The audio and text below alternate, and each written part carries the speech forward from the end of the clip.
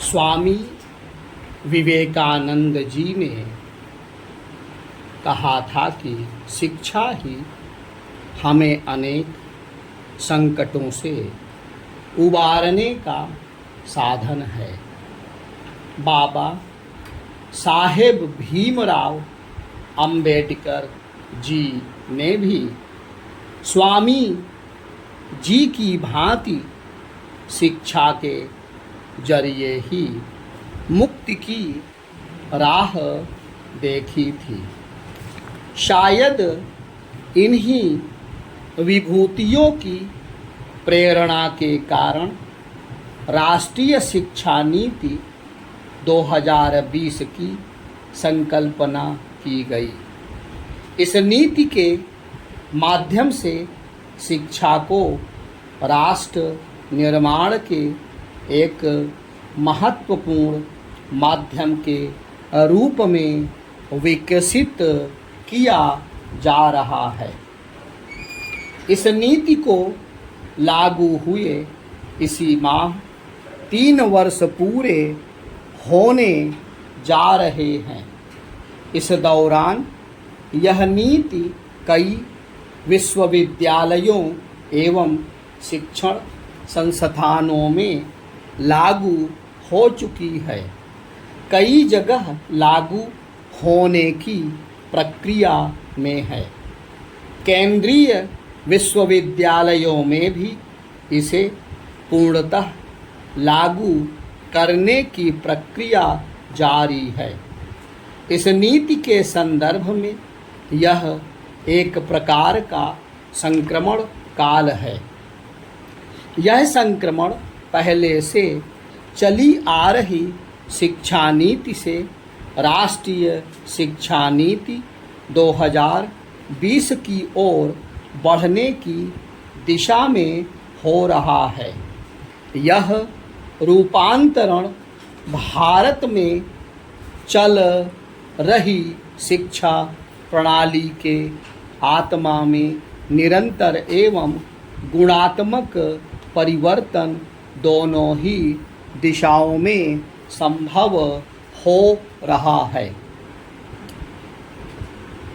राष्ट्रीय शिक्षा नीति का यह 3रा वर्ष हमें आत्म मूल्यांकन का एक अवसर प्रदान करता है, जिसमें हम देखें कि इससे हमारी शिक्षा व्यवस्था में परिवर्तन की कौन सी नई धारा बन और विकसित हो रही है। साथ ही यह भी देखें कि इस प्रक्रिया में निरंतरता एवं परिवर्तन के तत्व क्या हैं। हम यह भी समझें कि इससे हम किस प्रकार की नई पीढ़ी गढ़ने जा रहे हैं। मेरी समझ से तो इस शिक्षा नीति ने सबसे पहला परिवर्तन शिक्षा के हमारे उद्देश्य एवं लक्ष्य को पुनः परिभाषित करने के रूप में किया है।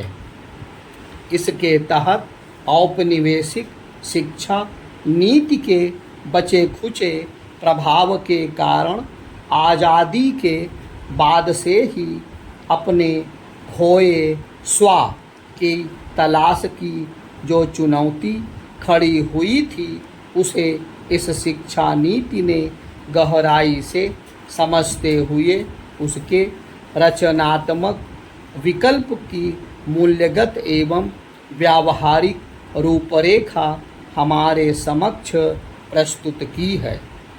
इसने हमें यह भी बताया है कि औपनिवेशिकता के दबाव में हमारे समक्ष जो चेतनागत दृष्टिबाधा उत्पन्न हुई थी, उससे उबरना एवं राष्ट्र को भी उबारना कितना आवश्यक है।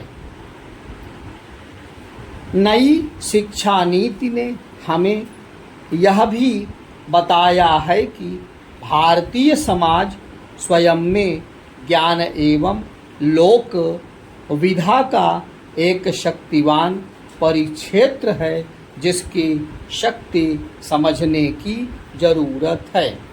कुछ लोग भले ही निरक्षर माने जाते हों, किंतु संभ्रांत ज्ञान दृष्टि, अनुभवगत तकनीकी एवं अन्य जानकारियों से लैस रहे हैं।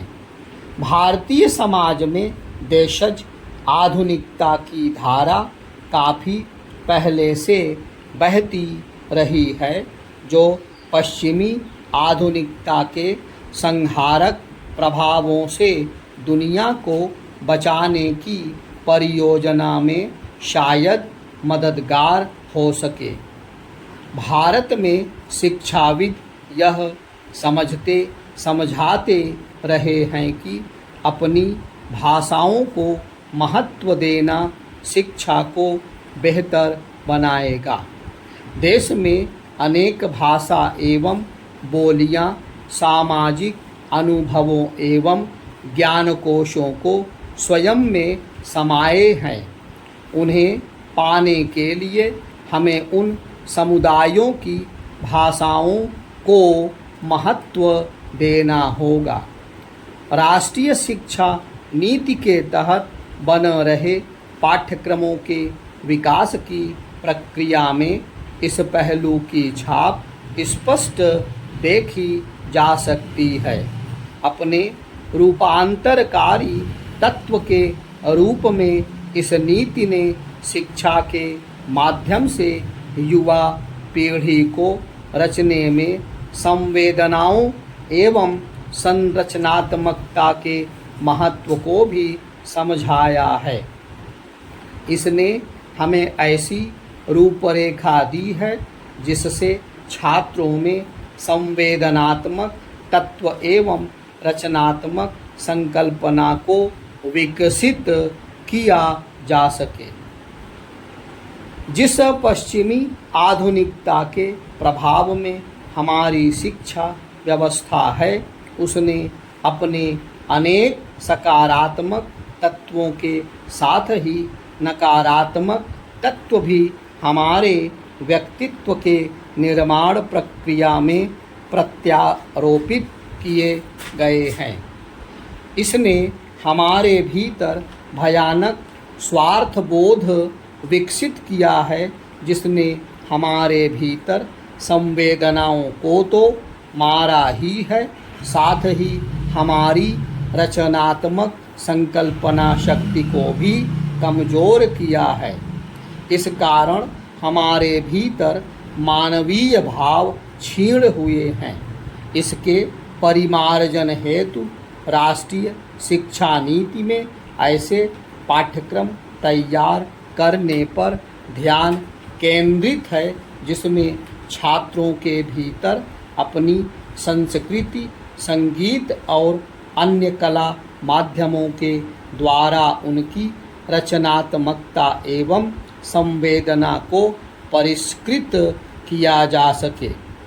इससे नई पीढ़ी को दोहरा लाभ होगा।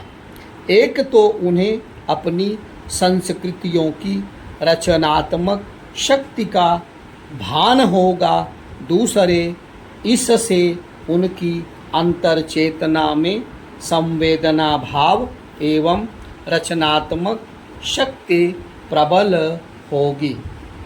तभी वे हिंदी के मूर्धन्य कवि सूर्यकांत त्रिपाठी निराला के अनुसार अपने भीतर शक्ति की मौलिक कल्पना कर सकते हैं।